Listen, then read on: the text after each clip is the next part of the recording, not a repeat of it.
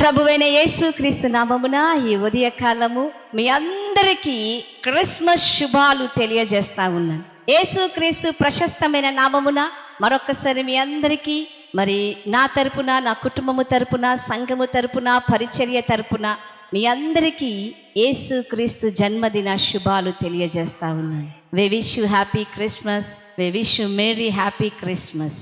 హల్లెలూయా. Christmas అంటే మనకు గుర్తుకు వస్తుంది యేసుక్రీస్తు వారి యొక్క జననం.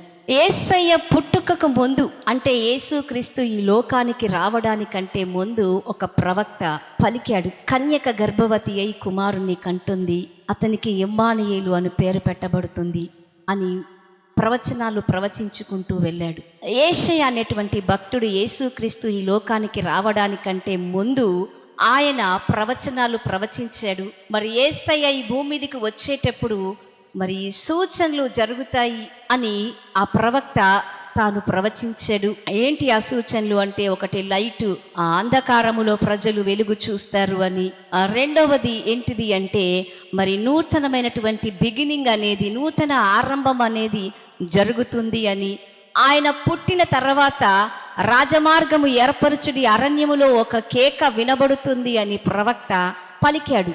దేవుని యొక్క మాట నెరవేర్పు మరి ఆ ప్రవక్త చెప్పినట్టుగానే ఆనవాలు ప్రకారంగానే యేషయ భక్తుడు ఏ రకంగా అయితే ప్రవచించాడో, ప్రకటించాడో, మరి ఈ భూమి మీదకి ఒక లైట్ వస్తుందని, మరి బిగినింగ్ స్టార్ట్ అవుతుందని, మరి ఒక ఐడెంటిటీ అనేది మనకు వస్తుంది. కుమారుడు పుట్టినప్పుడు ఆ కుమారుడు ఎలా ఉంటాడు? ఆలోచనకర్త, బలమైన దేవుడు, నిత్యుడగు తండ్రి, సమాధానకర్త, మరి ఇమ్మానుయేలు దేవుడు అని పుట్టిన కుమారుని గురించి ఒక ఇండికేషన్స్, ఒక ఆనవాలును మరి పుట్టక ముందు పుట్టబోయే శిశువు గురించి ప్రవక్త అయినటువంటి యేషయ భక్తుడు చెప్పినట్టుగా మరి భూమి మీద ఆ ప్రవచనాలు నెరవేర్పు జరిగించబడ్డాయి. అయితే దేవుని బిడ్డలారా, మరి యేసుక్రీస్తు వారు పుట్టకకు ముందు 700 సంవత్సరాల క్రిందట ప్రవక్త పలికిన తర్వాత యేసుక్రీస్తు వారు పుట్టాడు. మరి యేసుక్రీస్తు వారు ఇప్పుడు పుట్టి ఎన్ని దినాలు అయిందంటే 2000 సంవత్సరాలు జరుగుతూ ఉంది. దాదాపు 2000 సంవత్సరాలు, 2000 ఇయర్స్ అవుతా ఉంది. మరి యేసయ్య పుట్టక ముందుకు ఏమో ఆ సూచనలు కనబడ్డాయి, ఆ 4 సూచనలు కనిపించాయి. మరి యేసయ్య పుట్టిన తర్వాత దేవుని బిడ్డలారా, మరి మన జీవితంలో ఎలాంటి ఆనవాలు కనబడుతుంది, ఎలాంటి సూచనలు కనబడుతుంది? ఈ క్రిస్మస్ నీ జీవితంలో కనిపించే ఆనవాలు ఏంటిది? హల్లెలూయా. ఈరోజు నేను ఒక ప్రత్యేక మాట తెలియచేయాలనుకుంటున్నాను. యేసు జననానికి ముందు ఆ సూచనలు కనిపించాయి, మరి యేసు జననము తర్వాత కనిపించే ఆనవాలు. ఆమేన్. యేసు జననము ద్వారా కనిపించే ఆనవాలు. ఆమేన్. ఒకసారి మనం బైబిల్ గ్రంథములో లూకాసు వార్త 2వ అధ్యాయము 11వ వచనము చదువుకుందాం. దావీదు పట్టణమందు నేడు రక్షకుడు మీ కొరకు పుట్టి ఉన్నాడు, ఈయన ప్రభువైన క్రీస్తు, దానికిదే మీ ఆనవాలు. హల్లెలూయా. ప్రవక్త పలికాడు, యేసయ్య భూమి మీదకి రావడానికి యేసు గురించినటువంటి ఆనవాళ్ళు యేషయ భక్తుడు కొన్ని మనకు వివరించాడు. అయితే మరొక ప్రవక్త కూడా చెప్తా ఉన్నాడు. ఏమని అంటే, మరొక ప్రాఫెట్ మనకు దేవుడు ఈ లోకానికి వచ్చిన తర్వాత రాకముందుకు సూచనలు, ఆనవాళ్ళ గురించి నేను మీకు చెప్పాను. ఇప్పుడు యేసు ప్రభువు మన జీవితములో, మన కుటుంబములో, మన పట్టణములో, మన ప్రాంతములో ఆయన పుట్టినప్పుడు, ఆయన ఉన్నప్పుడు మీకు ఒక ఆనవాలు కనబడుతుంది. ఎందుకంటే దేవదూతలు యేసయ్య పుట్టినప్పుడంట వచ్చారంట. వచ్చి దావీదు పట్టణమందు నేడు మీ కొరకు రక్షకుడు పుట్టును, ఆయన ప్రభువైన యేసుక్రీస్తు, యేసుక్రీస్తు వారు మీ కొరకు పుట్టాడు. హల్లెలూయా. ప్రభువైన యేసుక్రీస్తు వారు మీ కొరకు జన్మించాడు. ఎక్కడ? దావీదు నగరములో, దావీదు పట్టణములో ప్రభువైన యేసుక్రీస్తు మీ కొరకు పుట్టాడు, ఆయన ప్రభువైన యేసు అని చెప్పి దానికి ఇదే మీకు ఆనవాళ్ళు. మరి ఏంటి ఆనవాళ్ళు? యేసు భూలోకానికి రావడానికంటే ముందు మరి చీకటి ఉన్నది, అది వెలుగుగా మారింది. ఆయనకు ఆలోచనకర్త, బలవంతుడగు దేవుడు అని పేర్లు పెట్టి ఆయనకు ఒక గుర్తింపునిచ్చి ఒక ఆనవాలు కలిగింది. ఒక కన్యక గర్భము ధరించింది అని అది ఒక ఆనవాలు జరిగింది. ఒక మిరకల్ జరుగుతుందని ఒక ఆనవాలు జరిగింది. మరి రాజమార్గములు అంటే అరణ్యంలో త్రోవ సిద్ధము చేయడి అని ఒక శబ్దం, అరణ్యంలో కేక వినబడుతుంది అని ఒక ఆనవాలు కనబడింది. అది యేసయ్య పుట్టుకకు ముందు. మరి దేవుని బిడ్డలారా, యేసయ్య పుట్టిన తర్వాత మన జీవితంలో, మన పట్టణంలో, మన ఊరిలో, మన ఇంటిలో ఏమి ఆనవాలు దొరుకుతుంది, ఏమి కనబడుతుంది? ఎవరైనా తప్పిపోయారు అనుకోండి, లేకపోతే ఏదైనా మన వస్తువు పోడగొట్టుకున్నాం అనుకోండి, కొన్ని గుర్తులు చెప్పరా, వెతుకుతా అంటారు. మా అమ్మాయి కనబడట్లేదండి, మా అబ్బాయి కనబడట్లేదండి, నా వస్తువు పోయిందండి, నా బట్టలు పోయాయండి అంటే మీరేం చేస్తారు? గుర్తు చెప్తారు. ఇదిగో తెల్ల కలర్ అండి, నల్ల కలర్ అండి, వైట్ షర్ట్ అండి, బ్లూ షర్ట్ అండి, పొడుగ్గా ఉంటాడు, పొట్టిగా ఉంటాడు, ఏదో ఒక రకమైన గుర్తు ఇచ్చి మీరేం చేస్తారు? గుర్తుపడతారు. లేకపోతే తల్లి కానీ తండ్రి కానీ బిడ్డలు కానీ బయటికి వెళ్తున్నారు అనుకోండి, తెలియని వ్యక్తులు ఎవరైనా ఉన్నారనుకోండి, మిమ్మల్ని చూసినప్పుడు అచ్చం తల్లిలాగా ఉందండి, అయితే ఈమె ఆమె బిడ్డనే అండి, అచ్చం తండ్రిలాగా ఉన్నాడండి, ఈమె అతని కుమారుడే అండి, కుమార్తెని అండి అని ఆనవాళ్ళు. అంటే తండ్రి పోలికలు, లేకపోతే తల్లి పోలికలు, లేకపోతే ఏదో ఒక గుర్తు చూసి, అదిగో ఆ ముక్కు చూడండి, ఆ కళ్ళు చూడండి, ఆ దేహము చూడండి, ఇదిగో ఈ గుర్తును బట్టి మీరు ఏం గుర్తుపడతారు? ఇదిగో ఈమె ఆమె కుమార్తె, ఇదిగో ఈయనే ఆయన కుమారుడు అని ఏదో రకంగా గుర్తును బట్టి మీరు గుర్తిస్తారు కదండి. అలాగున క్రిస్మస్ క్రిస్మస్ క్రిస్మస్ అని మనం చెప్పుకుంటూ ఉంటున్నాం. ఎంతో ఆడంబరంగా, ఎంతో సంతోషంగా, కొత్త బట్టలు, కేకులు, పిండి వంటలు, ఎన్నో రీతిల డెకరేషన్స్ తోటి, ఎన్నో రకాలుగా బంధుమిత్రులతోటి ఎంతో ఆనందంగా మరి జరుపుకుంటున్నాం కదా. క్రిస్మస్ పండుగ అంటే ప్రపంచంలోనే ఇది పెద్ద పండుగ. మరి క్రిస్మస్ అంటేనే ప్రపంచంలోనే ప్రతి ఒక్కరు, ప్రతి రాష్ట్రము, ప్రతి దేశము ఆనందంగా ఉత్సాహంగా ఉంటున్న రోజు ఏది అంటే ఈ ఒక్క పండుగ, ఈ ఒక్క క్రిస్మస్. మరి ఈ క్రిస్మస్లో మరి మనకు ఏమి ఆనవాలు దొరుకుతుంది అంటే, ఈ క్రిస్మస్ ఇంతమంది జరుపుకోవడానికి గల కారణం ఏంటిది, మరి ఆనవాలు ఏంటిది అంటే, ఈరోజు దేవుడు కొన్ని మాటలు నేను మీకు వివరించాలని ఆశపడతా ఉన్నాడు. యేసు క్రీస్తు మన హృదయములో పుట్టినప్పుడు, మన పట్టణంలో పుట్టినప్పుడు, మన ఇంటిలో పుట్టినప్పుడు మొట్టమొదట మనకేం కలుగుతుందంటే సంతోషము కలుగుతుంది. ఆమేన్. యేసయ్య నీ జీవితంలో పుట్టినప్పుడు దేవుని బిడ్డలారా నీకు సంతోషము కలుగుతుంది. లూకా సువార్త 2:10 ఈ మాట దేవుడు సెలవిస్తా ఉన్నాడు. భయపడుకుడి, ప్రజలందరికీ కలగబోయే మహా సంతోషము. ఆమేన్. యేసయ్య నీ జీవితంలో, నీ కుటుంబంలో ఉన్నాడు అంటే ఒక ఇండికేషన్, ఒక ఆనవాలు ఏంటంటే నీ జీవితంలో సంతోషం ఉంటుంది. ఆమేన్. యేసునికి ఇదే ఆనవాలు. మీకు ఏ ఆనవాలు, మీకు ఏ గుర్తు అంటే సంతోషంగా మీరు ఉండాలి. ఆమేన్. సంతోషంగా మీరు ఉన్నారు అనడానికి గుర్తు యేసు ప్రభు ఉన్నాడు. ఇక రెండవది ఆనవాలు ఏందంటే సమాధానము. ఆమేన్. అదే లూకా సువార్తలో ఏమని చెప్తుంది? 14వ అధ్యాయంలో లూకా 2:14 సర్వోన్నతమైన స్థలములో దేవునికి మహిమయు ఆయనకిష్టులైన మనుషులందరికీ భూమి మీద సమాధానము కలుగుతుంది. ఆమేన్. యేసయ్య ఉన్నాడు అంటే ఏముంటుంది హృదయంలో? మొదటిది సంతోషం కలుగుతుంది. దుఃఖములో, కన్నీటితో, కష్టముతో నువ్వు దేవుడి దగ్గరికి వస్తే, ఆ దేవుడు నీ హృదయంలోనికి వచ్చాడనుకోండి, నీ దుఃఖమంతా తొలగిపోతుంది, నీ కన్నీరంతా తొలగిపోయి నీ హృదయము నిండా ఏముంటుందో తెలుసా? సంతోషం ఉంటుంది. నీకున్న బాధలు ఏవి గుర్తుకు రావండి. రోగము గుర్తుకు రాదు, అప్పులు గుర్తుకు రావు, ఏదీ గుర్తుకు రావు. యేసు నీ హృదయంలోనికి వచ్చినప్పుడు, యేసు నీ ఇంటిలోనికి వచ్చినప్పుడు మొదట నీవు పొందుకునేది ఏంటిదంటే సంతోషం పొందుకుంటావు. రెండవది సమాధానం, పీస్ ఉంటుందండి. ఏమి లేకపోయినా ఉన్నా కూడా నువ్వు ఉన్నదానిలాగానే కలిగినట్టుగానే తృప్తి కలిగి నెమ్మదిగా ఉంటావు. దేవుని బిడ్డలారా, సమాధానం ఉంటుంది. ఎవరికట? ఆయనకిష్టులైన మనుషులకంట. ఎవరైతే యేసు ప్రభుని రక్షకుడిగా స్వీకరిస్తారో, ఎవరైతే యేసుని ఆరాధిస్తారో, ఎవరు యేసును వెంబడిస్తారో, ఎవరు క్రిస్మస్ లో పార్టిసిపేట్ చేస్తారో, దేవుని బిడ్డలారా, వారి కుటుంబంలో ఏముంటుందంటే సమాధానం ఉంటుంది. ఆమేన్. ఈనాడు ఎన్నో కుటుంబాలు భార్యాభర్తకు, పిల్లలకు, తల్లులకు మధ్యలో సమాధానం ఉండదని ఒకటే కుటుంబంలో ఉంటారు. భార్య భర్తతో మాట్లాడదు, భర్త భార్యతో మాట్లాడరు, పిల్లలు తల్లులతో మాట్లాడరండి, గోడలతోనే మాట్లాడుకుంటారు. దేవుని బిడ్డలారా, యేసు నీలో ఉంటే, యేసు నీ కుటుంబంలో ఉంటే కుటుంబం అంతా సమాధానముతో ఉంటుంది. నీ కుటుంబంలో కలతలు ఉండవు, నీ కుటుంబంలో గొడవలు ఉండవు, నీ కుటుంబంలో అశాంతి ఉండదు. ఏముంటుంది? సమాధానం ఉంటుంది. దేవునికి స్తోత్రం కలుగును గాక. రెండవ ఆనవాలు సమాధానము. దేవునికి స్తోత్రం కలుగును గాక. ఇక మూడవ ఆనవాలు ఏంటిదంటే, ఇదే లూకాసు వార్త 1వ అధ్యాయంలో దేవుడు మాట్లాడుతూ ఉన్నాడు. మరియతో అంటాడు, 1:28 దేవుడు చెప్తా ఉంటాడు, దయాప్రాప్తురాలా నీకు శుభము కలుగును గాక, దేవుని వలన నీవు కృప పొందుతీవి. ఆమేన్. దేవుని వలన మనం ఏం పొందుకుంటున్నామంట? దేవుని బిడ్డలారా, దేవుని వలన నీవు కృప పొందుతీవి. ఇదే లూకాసు వార్త 1వ అధ్యాయము 30లో దేవుడు మాట్లాడుతూ ఉన్నాడు. ఒక్కసారి చూసుకుందాం. దయాప్రాప్తురాలా నీకు శుభము, ప్రభువు నీకు తోడై ఉన్నాడని చెప్పెను. ఆమె ఆ మాటకు బహుగా తొందరపడి ఈ శుభవచనం ఏమిటో అని ఆలోచించుకొనుచుండగా దూత, భయపడకుము, దేవుని వలన నీవు కృప పొందితివి.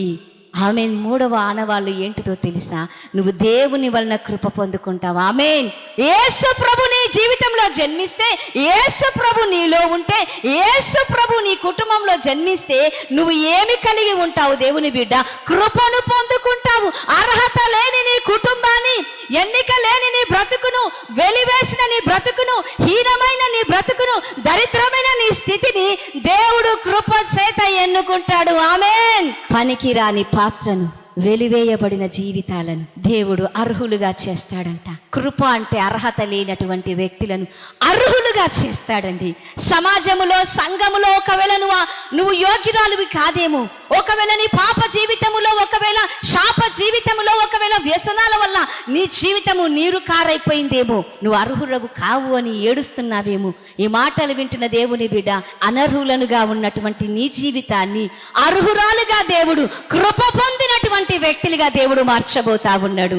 ఈ రోజు క్రిస్మస్ నీ జీవితంలో ఎన్నిక లేని నీ బ్రతుకును, వెలివేయబడ్డ నీ జీవితాన్ని, నశించిపోతున్న నీ జీవితాన్ని, మోడు పారిపోయిన నీ జీవితాన్ని దేవుని ఎదుట కృప కలిగిన వ్యక్తిగా నిన్ను మార్చబోతా ఉన్నాడు.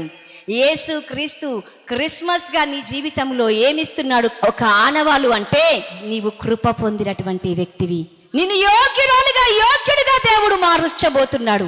ఇక నుంచి నువ్వు ఏమని చెప్పుకోవాలి? నేను యోగ్యురాల్ని కాదండి అనబాకండి, నేను యోగ్యుడను. దేవుడు నిన్ను యోగ్యుడిగా మార్చాడు. ఆమేన్. ఇక 4వది ఏంటిదంటే, అద్భుతాలను దేవుడు చేస్తాడు. ఆమేన్. ఏం చేస్తాడండి దేవుడు? అద్భుతాలను చేస్తాడు. యేసు ప్రభు ఎక్కడ ఉంటే అక్కడ అద్భుతం జరుగుతుందండి. ఆమేన్. యేసు ఎక్కడ ఉంటే అక్కడ అద్భుతం. యేసు ఎవరి జీవితంలో ఉంటే వారి జీవితంలో అద్భుతం జరుగుతుంది. యేసు ఏ కుటుంబంలో ఉంటే ఆ కుటుంబంలో అద్భుతం జరుగుతుంది. దేవదూత వచ్చి మరియతో అంటది, ఏమని తెలుసా? నువ్వు ఒక గర్భము ధరించి కుమారుని కంటావంటది. అప్పుడు మరి అంటది, ఏమని తెలుసా? నాకు పెళ్లి కాలేదే, ఇది ఎలా సాధ్యం అంటది. దేవుని బిడ్డలారా, ఈ మాట నీకోసమే దేవుడు మాట్లాడుతూ ఉన్నాడు. ఒక పెళ్లి కాని అమ్మాయి ఎలా గర్భము ధరించింది? సర్వోన్నతమైన దేవుని శక్తి మరియను గర్భము దాల్చే రకంగా ఒక మైటీ మిరకల్ని దేవుడు చేస్తాడు కన్య జీవితంలో.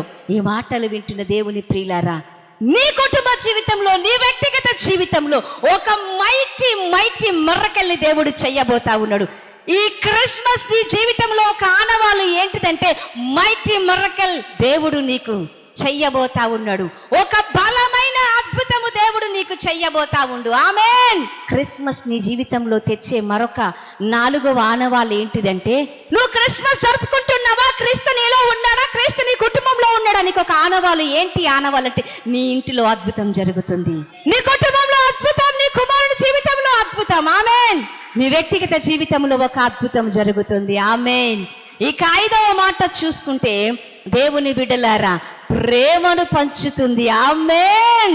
దేవుడు ఈ లోకానికి రాకముందు ప్రవక్త చెప్పాడు, దేవుడు లోకమును ఎంతో ప్రేమించను. యోహాను 3:16 దేవుడు లోకమును ఎంతో ప్రేమించను. దేవుడు ఏ ప్రేమతో లోకమును ప్రేమించాడు, ఆ ప్రేమను దేవుడు నీకు పంచబోతున్నాడు. ఆమేన్. ఈ మాటలు వింటున్న దేవుని ప్రియులారా, ఒకవేళ నువ్వు ఒంటరి దానివని, ఎవరు లేరు అని, ఒంటరి వ్యక్తిని అని, ఒంటరి కుటుంబం అని, వెలివేయబడిన కుటుంబం అని, నా అనేవారు, నన్ను ప్రేమించేవారు నాకు దూరం అయిపోయారని నువ్వు బాధపడుతున్నావా? దేవుని బిడ్డ, అయితే దేవుడు మాట్లాడుతూ ఉన్నాడు, దేవుడు తన ప్రేమను నీకు పంచబోతా ఉన్నాడు. ఈ రోజు నుంచి దేవుడే నీకు ప్రేమగా ఉండబోతున్నాడు. నీ ఇంటిలో ఆయన ప్రేమను నువ్వు చూడబోతా ఉన్నావు. ఎవరు నిన్ను ప్రేమించినా ప్రేమించకపోయినా, నీ భర్త నిన్ను ప్రేమిస్తలేడని బాధపడుతున్నావా దేవుని బిడ్డ? నీ భార్య నిన్ను ప్రేమిస్తలేదని బాధపడతావన్నావా? నీ కుమారులు నీ కుమార్తె నిన్ను చక్కగా ప్రేమిస్తలేరు, నేను ప్రేమించే నా వారందరూ నాకు దూరం అయిపోయారని నువ్వు కన్నీటి పర్యంతంలో మునిగిపోతున్నావా దేవుని బిడ్డ? దేవుడు అంటున్నాడు, నేను నిన్ను ప్రేమిస్తున్నాను. I love you my daughter and my sister. Hallelujah! నేను నిన్ను ప్రేమిస్తున్నాను. ఏ ప్రేమ? దేవుని ప్రేమ నువ్వు చూడగలుగుతావు. 5వ ఆనవాళ్ళు ఏంటిది అంటే, దేవుడు నిన్ను ప్రేమిస్తా ఉన్నాడు. ఆమేన్. యేసు క్రీస్తు నీలో ఉంటే, నీ కుటుంబంలో ఉంటే నువ్వు ఏది చూస్తావు? ఏ ఆనవాళ్ళు గమనిస్తావు? దేవుని ప్రేమను చూస్తావు. ఇక 6వ ఆనవాళ్ళు ఏంటిది అంటే, భయమును పారద్రోలుతుంది, దేవుని తోడు నీకొస్తుంది. ఆమేన్. లూకాసు వార్త 2వ అధ్యాయము 10వ మాట మనం చూసుకుందాం. భయపడకుడి. ఆమేన్. 6వ ఆనవాళ్ళు యేసుని దగ్గర ఉన్నాడు, యేసుని ఇంటిలో ఉన్నాడు అంటే దానికి సూచన ఏంటిది అంటే, భయపడకు, నేను నీకు తోడుగా ఉన్నాను. సంవత్సరానికి 365 రోజులు, నెలకు 12 రోజులు, వారానికి 7 రోజులు, నెలకు 30-31 రోజు, నిమిషానికి ఒక రోజుకు 24 గంటలు, ఒక నిమిషానికి 60 సెకండ్లు, అన్ని రోజులు అన్ని క్షణాలు ఎవరుంటారండి? ఎవరుంటారు మనతో? దేవుడు నీకు తోడుగా ఉంటాడు. ఎందుకో తెలుసా? మనం మనుషులం కదండి. ప్రతి పరిస్థితిలో మనం ఏం చేస్తామంటే భయముతో బిక్కుమంటా ఉంటాం. కాబట్టి భయమును పారగొట్టడానికి దేవుడు అంటున్నాడు, నేను మీకు తోడుగా ఉన్నాను. ఆమేన్. ఇమ్మానుయేలు, దేవుడు మనకు తోడు అని దేవుడు మాట్లాడుతూ ఉన్నాడు. యేసు నీతో ఉన్నాడు అంటే, యేసు నీ ఇంటిలో ఉన్నాడు అంటే నీకు ఏముండదు? భయము ఉండదు. ఆయన నీకు తోడుగా ఉన్నాడు. ఇక 7వ ఆనవాళ్ళు ఏంటిది? 7వ సూచన ఏంటిది అంటే, మత్తయి సువార్త 1వ అధ్యాయము 23వ వచనంలో దేవుడు మాట్లాడుతూ ఉన్నాడు, ఇదిగో కన్యక గర్భవతి కుమారుని కనును, ఆయనకు ఇమ్మానుయేలు అని పేరు పెట్టబడును అని ప్రభువు తన ప్రవక్త ద్వారా పలికిన మాట నెరవేరునట్లు ఇది అంతయు జరిగెను. ఆమేన్. మత్తయి సువార్త 1వ అధ్యాయము 22-23లో కలిపి ఈ మాట వ్రాయబడి ఉంది. వాగ్దానముల నెరవేర్పు జరుగుతుంది. ఆమేన్. 7వ సూచన ఏంటిదో తెలుసా దేవుని బిడ్డలారా? మన జీవితంలో వాగ్దానము చేసిన దేవుడు నమ్మదగిన వాడు. నిన్ను గురించి, నీ కుటుంబాన్ని గురించి, నీ బిడ్డల గురించి దేవుడు ఏ వాగ్దానము చేస్తాడో, ఏ మాట పలుకుతాడో, ఏమైతే దేవుడు అభయం ఇస్తాడో ఆ వాగ్దానం నెరవేర్పు జరుగుతుంది. ఆమేన్. యేసయ్య పుడతాడు అని దేవుడు చెప్పినట్టుగానే, ప్రవక్త చెప్పినట్టుగానే యేసయ్య పుట్టాడు కదా, కన్యక గర్భము ధరించింది కదా. అలాగునే నీ జీవితంలో యేసు ఉన్నట్లయితే, యేసు నీతో ఏదైనా మాట్లాడితే, యేసు నీతో ఏదైనా వాగ్దానము చెప్తే, ఏదైనా మాట ఇస్తే అది తప్పకుండా జరుగుతుంది. ఆమేన్. ఎందుకంటే వాగ్దానము చేసిన దేవుడు నమ్మదగిన వాడు. ఆయన మాట ఇచ్చి నెరవేర్చు దేవుడు. ఆయన మాట తప్పని దేవుడు. ఆమేన్. హల్లెలూయా. మన జీవితంలో క్రిస్మస్ ఇచ్చే సూచన ఏంటంటే, దేవుడు మాట నెరవేరుస్తాడు. ఆమేన్.